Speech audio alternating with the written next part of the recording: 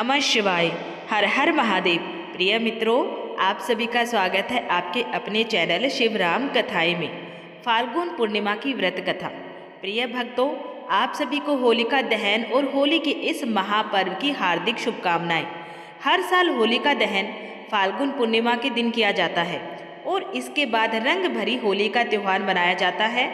और आज फाल्गुन पूर्णिमा है और इस शुभ अवसर पर आप सभी के जीवन को भक्ति और आस्था के रंग से सराबोर करने के लिए मैं आपको सुनाने जा रही हूँ फाल्गुन पूर्णिमा के दिन सुने जाने वाली कुछ बेहद ही पावन कथाएं, जिन्हें आप सब भी बड़ी ही श्रद्धा भाव और मन में विश्वास रखकर पूरा जरूर सुनिएगा। और अगर ये कथाएं आपके मन को भाएं तो इस वीडियो को लाइक जरूर कर लें और ऐसी ही धार्मिक कथाएं सुनने के लिए हमारे चैनल शिवराम कथाएं को सब्सक्राइब करना बिल्कुल भी ना भूलें। होली का त्यौहार निकट आने वाला था और इस बार जगन्नाथ जी के मन में भी होली खेलने की भावना थी। फाल्गुन की पूर्णिमा निकट थी। नीलांचन की हवा में हल्की हल्की अबीर की सुगंध तैर रही थी। जगन्नाथ मंदिर के गर्भगृह में आज कुछ अलग ही चंचलता थी। स्वयं दयामय प्रभु जगन्नाथ जी के अधरों पर मुस्कान खिल रही थी। उन्होंने धीरे से अपने बड़े भाई बलभद्र और प्रिय बहन सुभद्रा जी की ओर देखा और फिर बोले, भैया, ब्रिज में तो मैंने कितनी होली खेली है, लेकिन नीलांचल के भक्तों के साथ कभी भी खुल के रंग नहीं खेल पाया। और इस बार बड़ा मन है कि भेष बदलकर भक्तों के बीच में चले और ऐसी होली खेले कि किसी को पता भी ना चले। सुनकर बलभद्र जी हंस पड़े। कन्हैया, तुम्हारी तो आंखें ही तुम्हारी पोल खोल देंगी। ये गोल गोल सुंदर नेत्र और ये मनमोहक मुस्कान छुपेगी कैसे? सुभद्रा जी ने गंभीरता से कहा, हाँ भैया, अगर रूप बदले और पहचान हो गई तो भक्तों की भीड़ उमड़ पड़ेगी। लीला गुप्त रहनी चाहिए। फिर तीनों ने मिलकर उपाय सोचा। जगन्नाथ जी ने निश्चय किया कि वे एक साधारण कीर्तनिया का रूप धारण करेंगे। सिर पर पीली पगड़ी पहने, चेहरे पर हल्का चंदन लेप और बड़ी बड़ी आंखों पर काजल की बारीक सी रेखा, ताकि उनकी दिव्य दृष्टि साधारण सी लगे। बलभद्र जी बन गए एक हंसमुख ढोलकिया और सुभद्रा जी ने ओढ़ लिया एक सरल ओढ़नी और हाथ में ले ली पुष्पों की टोकरी, मानो पूरी की कोई साधारण युवती हो। सुभद्रा जी ने धीरे से कहा, भैया, लेकिन आपका तेज तो सूर्य जैसा है, कहीं भक्त पहचान न ले। तब जगन्नाथ जी ने अपनी योग माया से एक हल्का आभा मंडल कम कर लिया। बलभद्र जी ने भी अपने श्वेत तेज को ढोल की ताल में छुपा दिया। फिर तीनों ने मन ही मन प्रण किया, जब तक होली पूरी ना हो कोई दिव्य चमत्कार हम नहीं दिखाएंगे। मंदिर के बाहर कीर्तन चल रहा था। आओ रे आओ रंग बरसाने, नीलांचल में फाल्गुन मचाने, आओ रे आओ रंग बरसाने। अचानक वही तीनों अजनबी उस कीर्तन मंडली में शामिल हो गए और जगन्नाथ जी ने मधुर स्वर में गाना शुरू कर दिया। उनकी आवाज में ऐसा नशा था कि सब झूम उठे और बलभद्र जी वो तो ढोलक पर ऐसी ताल दे रहे थे कि बच्चे तो बच्चे, बुजुर्ग तक उछल उछल कर नाचने लगे।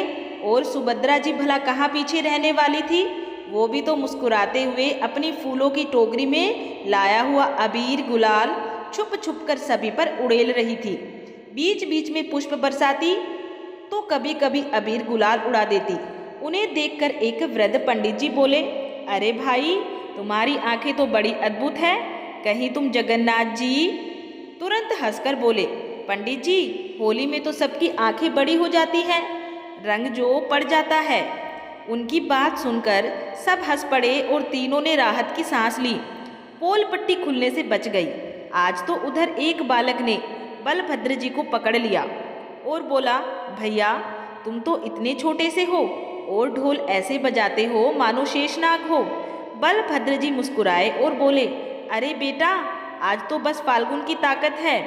इतने में एक गरीब कन्या जो किनारे पर खड़ी उदास थी, उसके पास रंग नहीं था। उसे देखकर सुभद्रा जी का हृदय द्रवित हो उठा। फिर उन्हें याद आया, अरे, गलती से भी आज कोई चमत्कार नहीं करना है, नहीं तो हम होली खेलने से वंचित रह जाएंगे, हमारी सारी पोल पट्टी खुल जाएगी। तब जगन्नाथ जी ने धीरे से ढोल की ताल बदलवाई। ताल इतनी तेज हुई कि ऊपर रखी गुलाल की पोटली अपने आप हिल गई और खुल गई और हल्की हवा के संग बालिका पर भी गुलाल गिर पड़ा। किसी को कुछ समझ भी नहीं आया और वो नन्ही कन्या कहने लगी, मुझे तो लगता है मानो खुद जगन्नाथ जी ने मुझे रंग दिया हो। तीनों ने ये सुनकर चुपचाप एक दूसरे की ओर देखा और छुप छुप कर मुस्कुरा दिए। इसके बाद जगन्नाथ जी ने गाना छेड़ा, रंग में रंग दो री सखी, मन का मैल भी धो रे सखी, होली है प्रेम की प्यारी, द्वेष जलाओ होली में सारी। बलभद्र जी बीच बीच में शरारत करने लगते, किसी के सिर पर हल्का रंग, किसी की पीठ पर चुटकी भरा अबीर और किसी किसी के चेहरे पर तो इतना गुलाल लगा देते कि चेहरा ही पहचानने में नहीं आता। फिर सुभद्रा जी सबको जोड़ती, लड़ो मत, हंसो मत, आज तो सब अपने हैं। फिर संध्या होने लगी। तीनों धीरे धीरे भीड़ से हटकर मंदिर की ओर वापस लौटे। जैसे ही उन्होंने गर्भगृह में प्रवेश किया, उनके साधारण वस्त्र स्वयं ही दिव्य रूप में बदल गए। अगली सुबह जब पट खुले तो भक्तों ने देखा, आज तो प्रभु के चरणों में वही रंग लगा हुआ है जो कल उस अजनबी कीर्तन मंडली के वस्त्रों पर था। किसी को कुछ भी समझ नहीं आ रहा था, लेकिन उस भीड़ में एक वृद्ध भक्त था जिसके मुंह पर बलभद्र जी ने इतना रंग लगाया कि उसका चेहरा तक पहचानने में नहीं आ रहा था। ये सब देखकर उस वृद्ध भक्त की आंखों से आंसू बह निकले। तो क्या कल हमारे बीच स्वयं प्रभु थे? उसे कुछ भी समझ तो नहीं आया, लेकिन थोड़ा थोड़ा एहसास जरूर हो गया था। फिर वो तीनों एक दूसरे की ओर देख के हंस पड़े। बलभद्र जी बोले, कन्हैया आज तो पोल खुलते खुलते बची है। जगन्नाथ जी धीरे से मुस्कुराए, भैया पोल खुल भी जाती तो क्या होता, प्रेम छुपता कहाँ है। पर भक्तों का आनंद तो तब बहुत अधिक होता है जब वो हमें ढूंढते हैं और हम उनके बीच में ही कहीं छुपे होते हैं। सुभद्रा जी ने भी कोमल स्वर में कहा, आज जिनके मन में जरा भी संदेह उठा होगा, वे जीवन भर आज की खेली गई होली को जीवन भर याद रखेंगे, उस क्षण को याद रखेंगे। यही हमारी लीला है, प्रकट भी अप्रकट भी। तभी मंदिर में जय जगन्नाथ के जयकारे गूंजने लगे। आप सब भी प्रेम से बोलिए, जय जगन्नाथ। हो सकता है इस बार भगवान हम सबके बीच में ही होली खेल रहे हो, छुपते छुपाते। आप भी उन्हें पहचानने में देर मत कीजिएगा। हवा में उड़ते लाल हरे गुलाबी गुलाल की तस्वीर आंखों के सामने तैरने लगती है। चौराहों पर ढोल नगाड़ों की थाप, घरों से आती मीठी मीठी गुजिया और मालपुओं की महक और बच्चों की पिचकारियों से छूटते रंग, ये सब हमारे मन को उमंग से भर देते हैं। हम सब इस दिन सारे गिले शिकवे भुलाकर एक दूसरे को रंग लगाते हैं और खुशी से गले मिलते हैं। लेकिन ये रंग क्यों खेले जाते हैं? इसके पीछे भगवान श्री कृष्ण और राधा रानी की एक बेहद ही खूबसूरत और मीठी सी कहानी है। वो कहानी भी चलो मैं आपको सुनाती हूँ। लेकिन उससे पहले अगर आपको ये वीडियो पसंद आ रही है तो कमेंट बॉक्स में जय श्री विष्णु या जय श्री कृष्ण जरूर लिखें। चलिए अब सुनते हैं, ये रंग क्यों खेले जाते हैं, इसके पीछे क्या कहानी है। फाल्गुन मास की पूर्णिमा के अगले दिन की खुशनुमा और सतरंगी सुबह, आज के दिन हम सब क्या करते हैं? हम अपने हाथों में लाल गुलाबी हरा पीला रंग लेते हैं, पानी से भरी पिचकारियाँ उठाते हैं और निकल पड़ते हैं अपने दोस्तों, रिश्तेदारों और यहाँ तक कि अनजान लोगों को भी रंगने के लिए। आज कोई छोटा नहीं, कोई बड़ा नहीं, कोई अमीर नहीं, कोई गरीब नहीं, आज सब एक ही रंग में रंगे नजर आते हैं। इस दिन को हम दुलंडी या रंगों वाली होली कहते हैं। लेकिन क्या होलिका दहन के तुरंत बाद लोगों ने ऐसे ही रंग खेलना शुरू कर दिया था? नहीं, रंगों के इस महाकुंभ की शुरुआत सतयुग के प्रहलाद से नहीं, बल्कि द्वापर युग की नटखट माखन चोर हमारे प्यारे भगवान श्री कृष्ण और बरसाने की लाडली राधा रानी से हुई थी। तो चलिए मैं आपको ले चलती हूँ सीधे द्वापर युग के उस जादुई ब्रज मंडल में, एक ऐसी जगह जहाँ की मिट्टी में भी प्रेम की महक है, जहाँ यमुना नदी अपनी नीली लहरों के साथ कलकल बह रही है। तट पर विशाल कदम के पेड़ों पर पीले और सुगंधित फूल खिले हैं, ठंडी हवाएं चल रही हैं और गोकुल की हर गली हर चौराहे में नन्हे कन्हैया की बांसुरी की मीठी मीठी धुन गूंज रही है। उस अलौकिक धुन को सुनकर पक्षी चहकना भूल जाते हैं और मोर मग्न होकर नाचने लगते हैं। द्वापर युग में जब भगवान श्री विष्णु ने स्वयं श्री कृष्ण के रूप में इस धरती पर अवतार लिया तो उनका रूप बेहद मनमोहक और जादुई था। लेकिन उनका रंग सांवला था, बिल्कुल सावन के एक गहरे नीले या काले बादल की तरह, या फिर आधी रात के शांत आसमान की तरह। वहीं दूसरी ओर उनसे कुछ ही दूरी पर बसे बरसाना में रहने वाली वृषभानु नंदिनी राधा रानी का रंग एकदम दूध जैसा गोरा और सुबह सुबह खिले चंपा के फूल जैसा निखरा हुआ था, मानो साक्षात चांद की चांदनी धरती पे उतर आई हो। कृष्ण जब छोटे थे तो वे अपने सखाओं के साथ अपनी गैया चराते चराते अक्सर यमुना पार करके बरसाने की तरफ निकल जाया करते थे। वहाँ राधा रानी और उनकी सहेलियाँ गोपियाँ कदम के पेड़ों पर झूला झूलती, तरह तरह के खेल खेलती और हमारे नटखट कन्हैया को चिढ़ाने का कोई भी मौका नहीं छोड़ती थी। कन्हैया को राधा रानी बहुत प्रिय थी। वे उन्हें छुप छुप कर देखा करते थे, लेकिन उनके मन में अपने सांवले रंग को लेकर एक मासूम सी प्यारी सी शिकायत हमेशा रहती थी, जो गोपियों की हंसी सुनकर और बढ़ जाती थी। एक दिन फाल्गुन का ही महीना था। बसंत ऋतु के आने से पूरे वृंदावन का रूप ही बदल गया था।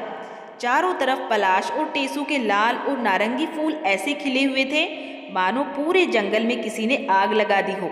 हवा में एक अजीब सा खुमार था। श्री कृष्ण उदास होकर यमुना नदी के किनारे एक पत्थर पर बैठे थे और शांत पानी में अपनी परछाई देख रहे थे। उन्हें बार बार राधा का चमकता हुआ गोरा मुखड़ा और गोपियों की वो हंसी याद आ रही थी। वो अचानक उदास हो गए, उनकी आंखों में नमी आ गई और वो दौड़े दौड़े बिना पीछे देखे अपनी यशोदा मैया के पास नंद भवन की ओर चल पड़े। नंद भवन पहुंचकर देखा तो यशोदा मैया आंगन में बैठी एक बड़े से मिट्टी के बर्तन में मथनी से माखन निकाल रही थी। कन्हैया की पायल की छम छम सुनकर मैया ने पीछे मुड़ के देखा। कन्हैया बिना कुछ बोले दौड़कर अपनी मैया की गोद में छिप गए, उनका आंचल कसकर पकड़ लिया और अपना मुंह फुला के बैठ गए। मैया ने जब अपने लाडले को, पूरे ब्रह्मांड के स्वामी को इस तरह एक साधारण बालक की तरह रूठा हुआ देखा तो उनका दिल पसीज गया। उन्होंने बड़े ही प्यार से कान्हा का माथा चूमा और पूछा, क्या हुआ मेरे लल्ला को? किसने मेरे कान्हा को रुलाया? कृष्ण अपनी बड़ी बड़ी आंखों में आंसू भरकर मासूमियत से बोले, मैया तू मुझे आज सच सच बता, तू तो इतनी गोरी है, नंद बाबा भी गोरे हैं, बलराम दाऊ भी एकदम सफ़ेद है और बरसाने वाली वो वृषभानु की बेटी राधा वो भी एकदम चंपा के फूल जैसी गोरी है। फिर मैं ही ऐसा सांवला क्यों हूँ? क्या मैं तेरा अपना लाला नहीं हूँ मैया? क्या तूने मुझे कहीं से मोल लिया है? प्रकृति ने मेरे साथ ही ऐसा भेदभाव क्यों किया है? जब भी मैं राधा के साथ खेलने जाता हूँ तो उसकी सखा सखी मुझे काला काला और कलिया कहकर चिढ़ाते हैं, मुझ पर हंसते हैं। मुझे नहीं जाना अब उस बरसाने में, मुझे नहीं जाना उसके पास खेलने। मुझे भी राधा जैसा गोरा होना है, मुझे भी उन जैसा दिखना है। यशोदा मैया अपने भोले से लाले की इस मासूम और प्यारी सी शिकायत को सुन के अपनी हंसी नहीं रोक पाई। वो जोर जोर से हंसने लगी। उन्हें समझ नहीं आ रहा था कि वे इस छोटे से बच्चे को कैसे समझाए कि उसका ये सांवला रंग कोई साधारण रंग नहीं बल्कि पूरे ब्रह्मांड को मोह लेने वाला रंग है। मैया ने कन्हैया के दोनों गाल खींचे, उन्हें अपने सीने से लगाया और उनके माथे को चूमते हुए एक बहुत ही अनोखी, नटखट और अद्भुत सलाह दे डाली। यशोदा मुस्कुराते हुए बोली, अरे मेरे भोले कन्हैया, मेरे नटखट लाला, तू तो मेरी आंखों का तारा है। ये तेरा सांवला रंग कोई आम रंग थोड़े ही है, ये तो अथाह प्रेम का रंग है। बादलों का रंग भी तो सांवला होता है ना, जो बरसकर पूरी धरती की प्यास बुझाते हैं, सबको जीवन देते हैं। आँखों में लगने वाले काजल का रंग भी काला होता है, जो आँखों की सुंदरता बढ़ाता है। और तू उस राधिका के रंग से इतना क्यों चिढ़ता है? अगर तुझे उसका गोरा रंग इतना ही खटकता है तो एक काम कर, जा अपने सखाओं के साथ मिलकर अपने मनपसंद रंग तैयार कर और सीधा बरसाने चला जा। राधा के चेहरे पर भी वही रंग मल दे जो तुझे सबसे ज़्यादा पसंद हो। जब तू उसे अपने ही रंग में रंग देगा तो फिर तुम दोनों एक जैसे ही हो जाओगे, कोई भेद ही नहीं रहेगा। ना वो गोरी रहेगी ना तू सांवला लगेगा। कन्हैया की बड़ी बड़ी आंखों में ये सुन के चमक उठी। उनके चेहरे पर छाई उदासी पल भर में गायब हो गई और वहाँ एक शरारती मुस्कान ने ले ली। मैया की ये तरकीब उनके नटखट मन को बहुत भा गई। बस फिर क्या था, कन्हैया ने अपनी बांसुरी कमर में खूसी, अपना पीताम्बर कसा और घर से बाहर निकलकर जोर से अपने ग्वाल बालों को आवाज़ लगाई, ओ मनसुखा, ओ श्री दामा, सुबल जल्दी आओ। आज तो बरसाना पर चढ़ाई करनी है, आज तो उस राधिका को रंगना है। श्री कृष्ण की आवाज़ सुनकर उनके सभी दोस्त दौड़ते हुए आ गए। उन्होंने मिलकर जंगल की ओर दौड़ लगा दी और पेड़ों से चुन चुनकर पलाश और टेसू के लाल नारंगी फूल तोड़े। उन ढेरों फूलों को बड़े बड़े कलावों में रात भर पानी में उबाला गया, जिससे एक बेहद खूबसूरत प्राकृतिक खुशबूदार और पक्का लाल रंग तैयार हुआ। उसके साथ ही उन्होंने माथे पर लगाने वाले चंदन के पाउडर, कीमती केसर और ताजे गुलाब की पंखड़ियों को पीसकर पीला और गुलाबी गुलाल बनाया। इस सारी तैयारी के बीच कन्हैया के चेहरे पर एक गजब की चमक थी। रंग तैयार होने के बाद दूर से ही रंग फेंकने के लिए कन्हैया ने बांस की पोरियों को काटकर उनसे लंबी लंबी पिचकारियां भी तैयार कर ली। अगली सुबह फाल्गुन की उसी पूर्णिमा के अगले दिन श्री कृष्ण अपनी पूरी ग्वाल बालों की टोली के साथ ढोल और मंजीरे बजाते हुए गोकुल से बरसाने की तरफ निकल पड़े। सूरज की पहली किरण के साथ ही पूरा गोकुल जैसे जाग उठा था। कन्हैया के चेहरे पर एक अजीब की नटखट मुस्कान थी। किसी ग्वाले के कंधे पर लाल रंग से भरी मटकी थी, तो किसी की कमर पे पीला और गुलाबी गुलाल बंधा था। ढोल की धमाधम और मंजीरों की छन छन से पूरा रास्ता गूंज रहा था। आज तो जैसे इन ग्वालों की पूरी दुनिया जीतनी थी। उधर बरसाने में राधा रानी अपनी सहेलियों ललिता, विशाखा और बाकी गोपियों के साथ यमुना किनारे कदम के पेड़ के नीचे बैठी थी। सुबह की ठंडी ठंडी हवा चल रही थी। राधा रानी ने बेहद सुंदर नए वस्त्र पहने हुए थे और चमेली के फूलों से अपना श्रृंगार किया था। उन्हें जरा भी अंदाजा न था कि गोकुल का ये नटखट चोर आज क्या खुराफात करने वाला है। वो तो अपनी सखियों के साथ मीठी मीठी बातों में मगन थी। तभी हवा में एक जानी पहचानी सी बांसुरी की धुन तैरने लगी। अचानक पेड़ों के पीछे से श्री कृष्ण अपनी टोली के साथ प्रकट हुए। इससे पहले कि राधा रानी कुछ समझ पाती या संभल पाती, कृष्ण ने एक शरारती मुस्कान के साथ अपनी बांस की पिचकारी उठाई और राधा के उस गोरे चांद से चेहरे पे लाल टेसू के रंग की एक जोरदार धार छोड़ दी। छपाक की आवाज हुई और राधा का पूरा चेहरा, उनके सुंदर वस्त्र और उनके बालों में लगा चमेली का गजरा सब कुछ लाल रंग में भीग गया। कृष्ण के इशारे पर उनके सखाओं ने भी अपनी अपनी मटकियां खोल दी और गोपियों पर गुलाल उड़ाना शुरू कर दिया। देखते ही देखते पूरा आसमान लाल, पीले और गुलाबी बादलों से भर गया, मानो आसमान में एक साथ कई इंद्रधनुष उतर आए हो। राधा रानी पहले तो एकदम हक्का बक्का रह गई। फिर जब उन्होंने कन्हैया को जोर जोर से हंसते और चिढ़ाते देखा तो उनका भी नटखटपन जाग उठा। राधा अपने भीगे हुए दुपट्टे को छटकते हुए बोली, अरे कान्हा, ये क्या उधम है? मेरे इन सुंदर नए वस्त्रों को तूने लाल पीला कर दिया, और ये मेरे गालों पर क्या मल दिया है तूने? मेरी आंखों में रंग जा रहा है। तो खुद तो सांवला है और अब मुझे भी अपने जैसा बना दिया। ठहर जा नटखट माखन चोर, आज तो मैं तुझे नहीं छोड़ूंगी। ललिता, विशाखा, जल्दी आओ, आज इस गोकुल वाले को हम भी इसके मनपसंद रंग में रंग दे। उठाओ रंग, और कोई भी ग्वाला आज यहाँ से बिना रंगे वापस नहीं जाना चाहिए। आज इन्हें पता चलना चाहिए कि बरसाने की गोपियाँ भी किसी से कम नहीं है। श्री कृष्ण अपने दोनों हाथ कमर पर रखकर ठहाका लगाते हुए बोले, राधे, आज तो बुरा ना मानो, आज भी तो होली है। मैया ने ही कहा था कि तेरा घमंड तोड़ने के लिए मैं तुझे अपने रंग में रंग दूं। अब देख, हम दोनों बिल्कुल एक जैसे लग रहे हैं। ना कोई गोरा रहा, ना कोई सांवला। आज से सिर्फ और सिर्फ प्रेम का रंग है। हिम्मत है तो मुझे पकड़ के दिखाओ, बरसाने वालियों। इसके बाद जो हुआ वो इतिहास बन गया। राधा रानी और गोपियों ने भी अपने पास रखे सुगंधित गुलाल से कान्हा को पूरी तरीके से नहला दिया। लेकिन बात सिर्फ रंगों पर नहीं रुकी। गोपियों ने रंग तो डाला ही, साथ ही कृष्ण और उनके दोस्तों को मजा चखाने के लिए प्रेम से उन पे पूरा रंग उड़ेल दिया। समाज के सारे भेदभाव मिटाकर हम सबको एक समान बना देते हैं। यशोदा मैया के उस छोटे से सुझाव और कन्हैया की उस प्यारी सी शरारत ने हमें दुनिया का सबसे खूबसूरत और जीवंत त्योहार दे दिया, हमारी प्यारी होली। तो इस बार जब आप होली खेलें तो सिर्फ किसी के गालों पर रंग ना लगाएं, बल्कि अपने दिलों के सारे भेदभाव, सारी कड़वाहट और सारे गिले शिकवे उसी रंग में घोलकर हमेशा के लिए मिटा दें। किसी रूठे हुए को मना लें, किसी अजनबी को अपना बना ले, क्योंकि जब दिल के तार जुड़ते हैं तभी होली का असली रंग निखर कर आता है। यही है होली का असली मतलब। प्रिय भक्तों, अब आप सभी सुनिए फाल्गुन पूर्णिमा की कथा। द्वापर युग में एक समय की बात है कि यशोदा जी ने श्री कृष्ण से कहा, हे कृष्ण, तुम सारे संसार के उत्पन्नकर्ता, पोषण तथा उसके संहारक हो। आज कोई ऐसा व्रत मुझसे कहो जिसके करने से मृत्यु लोक में स्त्रियों को विधवा होने का भय न रहे तथा ये व्रत सभी मनुष्य की मनोकामनाएं पूर्ण करने वाला हो।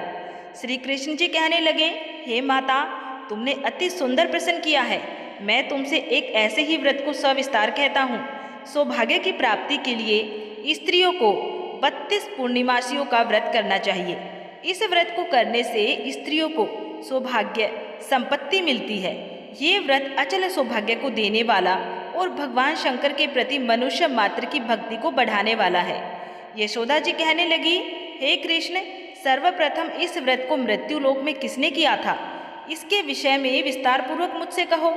तब श्री कृष्ण जी कहने लगे कि इस भूमंडल पर एक अत्यंत प्रसिद्ध राजा, चंद्रहास से पालित अनेक प्रकार के रत्नों से परिपूर्ण कातिका नाम की एक सुंदर नगरी थी। वहाँ धनेश्वर नाम का एक ब्राह्मण रहता था और उसकी स्त्री अति सुशील रूपवती थी। दोनों ही उस नगरी में बड़े प्रेम के साथ रहते थे। घर में धन धान्य आदि की कोई कमी नहीं थी। उनको पर एक बड़ा भारी दुख था कि उनको कोई संतान नहीं थी, जिस वजह से वो दोनों पति पत्नी बहुत दुखी रहते थे। एक दिन एक बड़ा तपस्वी योगी उस नगरी में आया। वो योगी बाकी सभी घरों से भिक्षा मांग के भोजन किया करता था, लेकिन उस ब्राह्मण के घर से भिक्षा नहीं मांगा करता था। एक दिन योगी गंगा किनारे भिक्षा मांगकर प्रेम पूर्वक खा रहा था कि धनेश्वर ने योगी को ये सब करते हुए देख लिया। सब कार्य किसी प्रकार से देख लिया। अपनी भिक्षा अनादर से दुखी होकर धनेश्वर योगी से बोले, और सभी घरों से भिक्षा मांग लेते हो आप, परंतु मेरे घर की भिक्षा कभी भी नहीं लेते हो। हे साधु महात्मा, इसका क्या कारण है? तब साधु महात्मा कहने लगा कि आपके धर्म हमें इस बात की आज्ञा नहीं देते हैं, क्योंकि अभी आप गृहस्थ जीवन में एक सुख से वंचित हैं। आपके घर संतान होने पर मैं आपके घर से भी भिक्षा स्वीकार कर लूँगा। उन्होंने कहा कि जिसे संतान नहीं है उसके घर से भिक्षा लेने से मेरा भी पतित हो जाने का भय है। धनेश्वर ये बात सुनकर बहुत दुखी हुआ और हाथ जोड़कर योगी के पैरों पर गिर पड़ा और दुखी मन से कहने लगा कि आप मुझे संतान प्राप्ति के उपाय बताएं। आप सर्वज्ञ हैं। हे साधु महाराज, आप मुझ पे अवश्य ही कृपा कीजिए। धन की मेरे घर में कोई कमी नहीं है, लेकिन मैं संतान न होने के कारण अत्यंत ही दुखी हूँ। आप मेरे इस दुख का निवारण कीजिए। ये सुनकर योगी महात्मा कहने लगे कि तुम चंडी की आराधना करो। घर पहुंचकर उन्होंने ये सारी बात अपनी पत्नी को बताई और खुद वन में चले गए। वन में पहुंचकर उसने चंडी की आराधना की और उपवास किया। चंडी ने 16वें दिन उसको सपने में दर्शन दिए और कहा कि हे धनेश्वर, जा, तेरे पुत्र होगा, लेकिन उसकी आयु सिर्फ 16 वर्ष होगी। 16 वर्ष की आयु में ही उसकी मृत्यु हो जाएगी। अगर तुम दोनों स्त्री और पुरुष 32 पूर्णवासियों का व्रत करोगे तो वो दीर्घायु हो जाएगा। जितनी तुम्हारा सामर्थ्य हो उतने ही आटे के दिए जलाकर शिव जी का पूजन करना, लेकिन पूर्णमासी 32 ही होनी चाहिए। सुबह होते ही तुम्हें इस स्थान के पास एक आम का पेड़ दिखाई देगा। उस पर चढ़कर एक फल तोड़कर अपने घर ले जाना।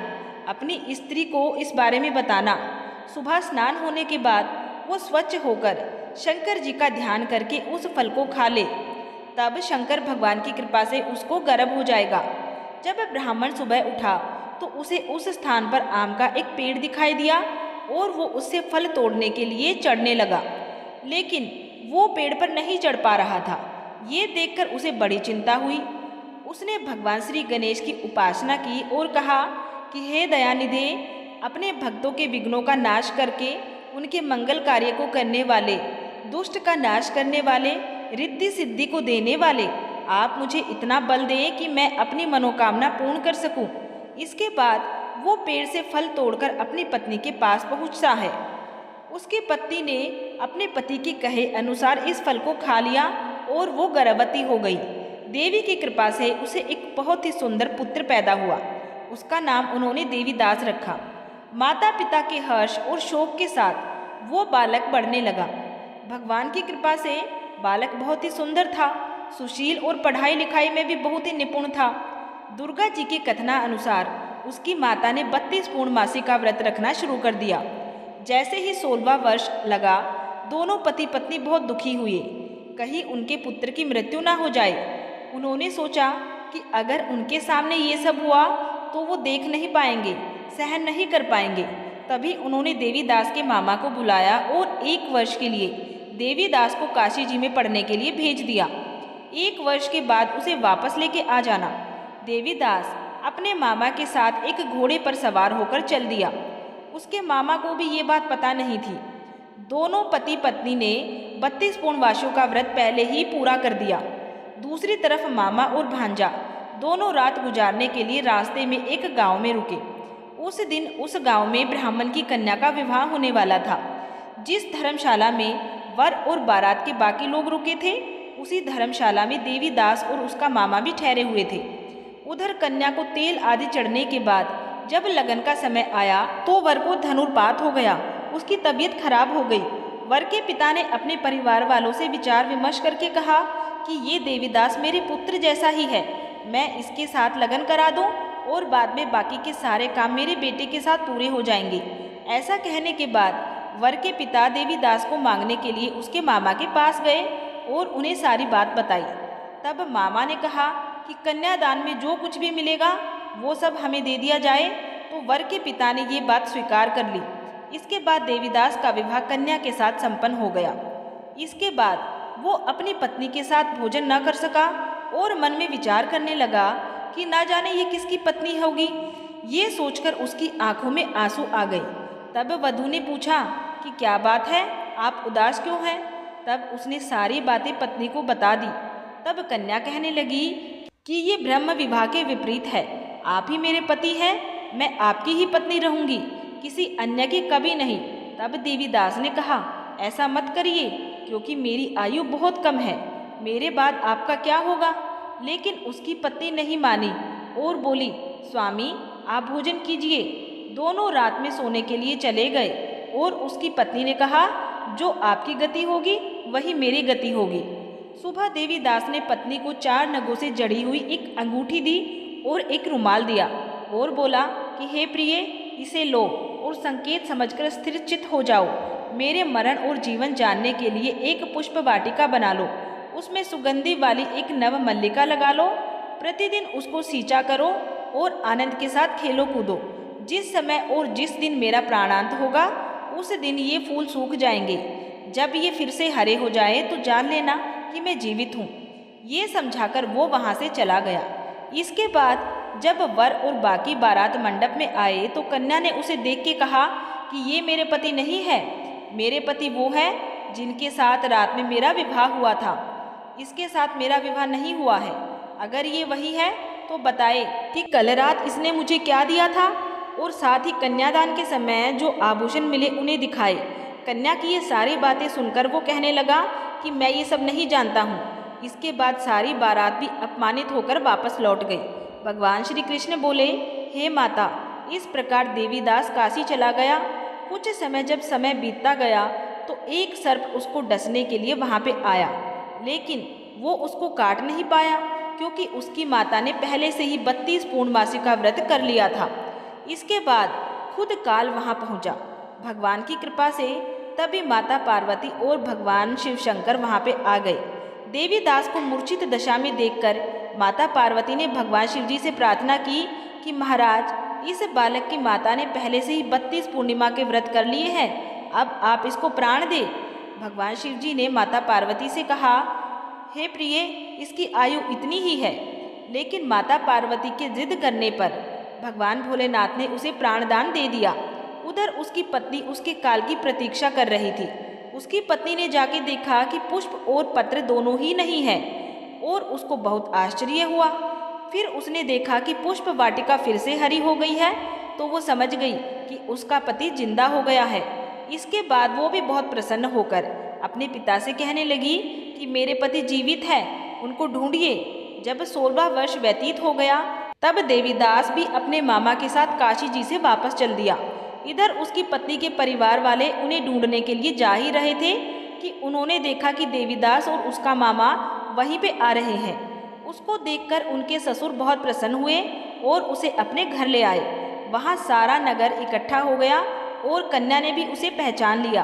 देवीदास ने इसके बाद अपनी पत्नी और मामा को लेके वहाँ से चल दिया। उसके ससुर ने भी उसे बहुत सारा धन दहेज दिया। जब वो अपने घर की तरफ चल रहा था तो उसके माता पिता को लोगों ने खबर कर दी कि तुम्हारा पुत्र देवीदास अपनी पत्नी और मामा के साथ वापस आ रहा है।